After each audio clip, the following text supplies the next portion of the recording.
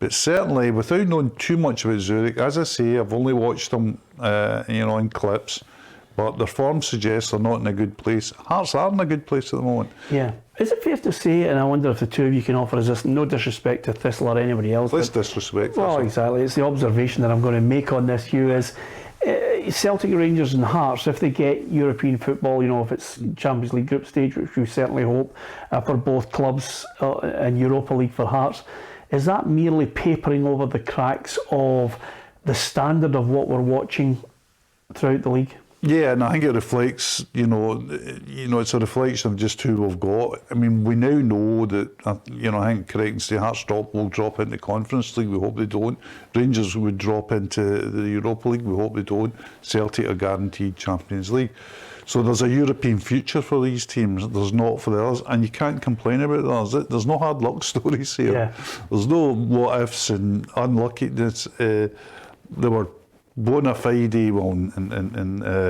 certainly in Dundee United's days, a bona fide pumping, and Motherwell can have no complaints about Sligo Rovers. So yeah, it is a reflection, and where we are, in the wider perspective of Europe. I think it's something that is going to be very, very difficult to address because European football has got more and more about money. Yeah, absolutely. And that brings us on to Ron Gordon. Well, I was going to say to you, because I'm going to ask Ruffy this, because it's not necessarily, and sometimes we're insular in our thinking, but it's not necessarily something that's just a problem for us, because the whole of Europe, apart from the big clubs who are financially, in real trouble, Barcelona, I can cite for that, selling the crown jewels at the moment to try and stave off their debt. But a lot of clubs are wondering, everybody's into the English Premier League. They're looking at the millions, the best managers are going, the best players are going there. And we're looking at a situation, we had a pub argument in there before we come on, which was quite simply, Ruffy, I don't think too many of the Celtic or the Rangers players, I don't think any of the Celtic or Rangers players of the moment would get into the early 2000s. I'm talking 22 years ago. I don't think any of them would get in the Celtic or Rangers side of 2000, 2001. I don't think there's one Rangers player that would get in Giovanni Van Bronckhorst's Rangers side that he was in. And I certainly don't think there's one player in that Celtic lineup that would get in Martin O'Neill's 2003 team. I never got my pint of lager when I come in. and by the way, I would also go as far as to say I'd be hard pushed to think of maybe one or two Hearts players would get into the Hearts 85-86 side that almost won the league. Well, do you know what I mean? That's how far back I'm going. Well, I'm only looking at Rangers and Celtic, and you're talking about the foreign intake. You're thinking of the quality of players they had in their teams. You're talking about internationalists. I mean, the whole of Celtic's back three were all Danish internationalists, Swedish internationalists, Belgium, internationalists. No, even the midfield were all internationalists. And up front you had, and same at Rangers, you had everybody playing with a national side. Another question I would throw out there is how many in the Rangers team and in the Celtic team are playing international football at the top level, at top countries? Well, I'm just saying that. Well, there's not many. No, there's not. So there's a difference in the quality that you're talking about. The thing about football now is that players are everywhere for a reason. In the old days they weren't. Sometimes the players were at clubs because they couldn't get out of a club. You've got one sitting here, a man who had an illustrious 3 World Cup career but played at Partick Thistle and Hibs. Nowadays that just wouldn't happen.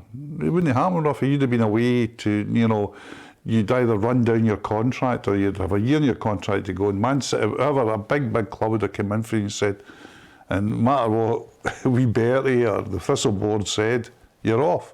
That no longer happens. People are all at clubs for a reason.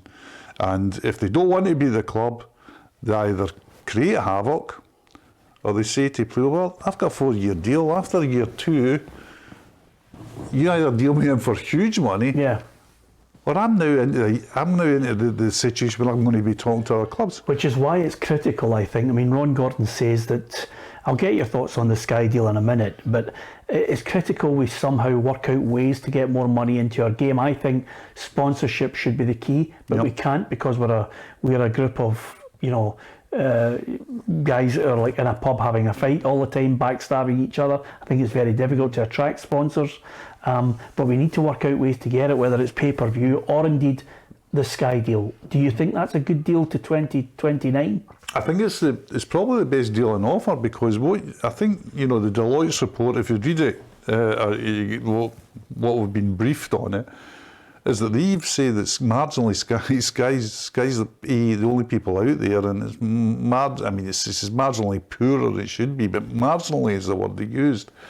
So how do you improve that Sky deal? I think when people talk about ways forward for the game, everybody talks about generalities. We have to sell the game better. We have to promote our game. Well, give us concrete things. Let's sit down in a room and say, what can we do better? Here's things I think we can do better. We can increase the commercial heft of people going out to seek deals. They're addressing that through the Deloitte report has said you need a commercial department to go out and do. You can't get, the SPFL as it constitutes with the few bodies that's there to try get a dedicated commercial unit that's dedicated to get deals. But in that, every club's got to buy into what's going to be agreed. Yeah. The second thing is, how do you get more people into grounds? Here's the thing, every game on Sky could be sold out, because every game on Sky is either Hibs Hearts out or Celtic v Rangers. Why are the games not out? Because clubs will not sell tickets to Celtic and Rangers fans. That's their right, and fans shout them, don't you do that. But don't come moaning when you're beat by Sligo Rovers. Yeah, absolutely. Don't come to me and say, if we only had 2 centre forwards and a centre half, you do the sums, an extra 5,000 fans at the 2 games against Rangers and Celtic at 25 quid a head, put it in your calculator. That buys you a couple of centre forwards. These are concrete things. There are other concrete things to do. Instead of people sniping at the SPFL, get your Ron Gordons, your Dave Cormacks, your Stuart Robertsons, whatever, into a committee, into a working committee, and say, no, you tell us what's going to happen. Concrete, no, we must do it. What we're going to do, and then the chief executive will execute it, because that's what he's there for. Yeah. Now that's things to go forward with. Yeah, do you want the Rangers side that defeated Monaco in 2000, September 2000? Let's have it. Here's the team. I just thought I'd look it up, Ruffy, just to give you an indication of where we were 22 years ago. Kloss in goal, Bert Konteman, Lorenzo Amoruso, Arthur Newman, Giovanni Van Bronckhorst, Alan Johnson, Ronald de Boer, Barry Ferguson, Tugai, Claudio Reyna, Michael Moles, and the bench had Fernando Rickson, Vidmar, McCann, Alberts, Kanchelskis, and Billy Dodds, with Charbonnier, the backup goalkeeper. Yeah, but I would say 75% of them were all playing international football. Yeah, and they defeated Monaco by 1-0 that night. That's incredible, isn't it? That is some team, and that's 22 years ago. And now look at where we are. It's all to do. We'd love to see that kind of money, but that was some team then, Ruffy. And actually, at that point when they defeated Monaco, there was a real strong feeling. I don't know if you remember this, Hugh, but there's a real strong feeling that Rangers were going to win the Champions League that season. Well, that's what it was all about. That's what David Murray was all about. David Murray was all about making Rangers Champions League winners. That's why, from even going back to the pre-Murray years, when we're going back to the big changes at Ibrox under David Holmes, etc. That's what it was all about. It was about chasing the Champions League. That's why you had, Terry Butcher signing, and Gary Stevens, and Trevor Stevens, and Woods the goalkeeper. You're talking about the best players in Britain. And then moving on, you're talking Tory Andre Flo at 12 million quid. Aye. That's a way back then. Yeah, absolutely. Incredible stuff. Whether Ron Gordon and the rest of them get together and put together some kind of package, only time will tell. But Sky does seem to be the only show in town with an interest in it. I think it's still 29. Yeah. There's nothing going to happen in 7 years. There's nothing technology not going to move Well, on? there That will somebody be. else is going to come I'll out tell, of I'll tell you woodwork what will happen. 7 years. Well, I'll tell you what will happen. The Sky deal's in place, and then what will happen? It'll move and it'll evolve and it'll embrace what I call the DAZN blueprint, which is basically there'll be a situation where you're on your phone. If you're on your phone, you want to watch Rangers are playing Hibs. It's a tenner, and you can watch it on your phone. If you can't get to the game, you want to watch a game, it's a tenner. And that'll be the pay-per-view deal.